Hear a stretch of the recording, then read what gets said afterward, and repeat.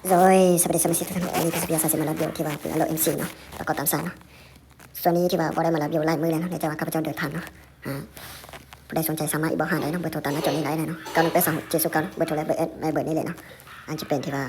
ซูเฟ่ FC เนาะลูกค้าทางฝั่งลาวซะเนาะบ่ได้เอาทานบ่ได้เอาก้อนเนาะกันนั้นนี่เอาคมหมดเนาะสำหรับเก็บเสียงตัวนี้จะเป็นเก็บเสียง US เนาะยาวที่ว่าเขาจะตักให้ในลำยาว40 30 เมตรเนาะตัวนี้เนาะใส่กับลำได้เลยเนาะตัวนี้เนาะอันนี้ทันลูกค้าใส่ยังบริษัทเนาะตัวนี้เนาะข้าพเจ้าตั้งที่ว่าของแบตลึกประมาณ60 เมตรลงมาเนาะตัวนี้เนาะ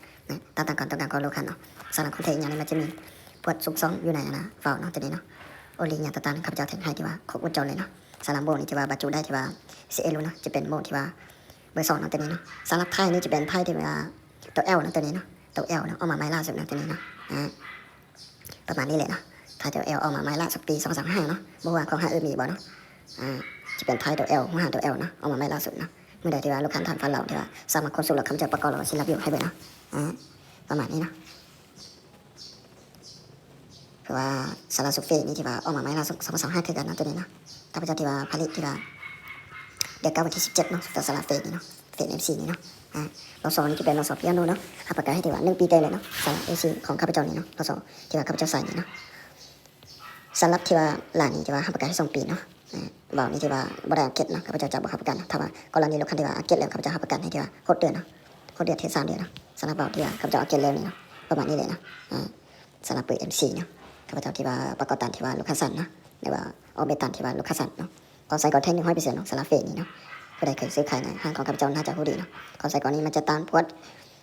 เล็กอีกอย่างต่างๆมันจะต้านกันนะอลูมิเนียมอย่างต่างๆเนาะหลายคนที่ว่าซื้อไปน่าจะรู้ดีเนาะใส่ง่ายไปไล่เนาะหลายคนเนาะสำหรับปืน AC หรือว่าจะเป็น MC ตัติโก้ฟาต่อเนาะท็อปเอเนาะเตอร์มินาโตเนาะปัจจุบันนี้มันจะมีไล่ลูกเนาะสำหรับปืนอารมณ์เนาะลูกค้าท่านใดที่ว่าสนใจรู้ได้สามารถอีบอกหาเบอร์โทรตามหน้าจอนี้ได้เนาะ9182 709เนาะเบอร์โทรและเบอร์แอดเบอร์เดียวกันเนาะประมาณนี้แหละนะสำหรับซูเฟ่ MC ประมาณนี้เนาะสำหรับระบบเบาเนี่ยข้าพเจ้าตั้งให้60 เมตรต่อวินาทีเนาะสำหรับตั้งให้ลูกค้าทำฟันเราทันสัญญาณบริเนาะลูกค้ามาเบได้อยากได้เบได้ข้าพเจ้าเอาเบตันตัวนั้นเนาะสำหรับปืนอารมณ์นี้เนาะลูกค้าอยากได้เบได้ต้องการเบได้เอาเบตันเบได้เนาะสำหรับปืนอารมณ์นี้เนาะบอกเราก็บอกอีกเนาะมาเบได้อยากได้เบได้ที่ว่าเอาเบให้เบนั่นเลยสำหรับปืนอารมณ์นี้เนาะสำหรับที่ว่าความต้องการของลูกค้านี่ข้าพเจ้าเอาไปได้หมดเนาะต้องการเบได้มาเบได้เนาะข้าพเจ้าเอาเบตันสันเนาะวิดีโอนี้ก็จบเพียงเท่านี้เนาะขอให้ติดตามวิดีโอต่อไปเนาะขอบใจนะ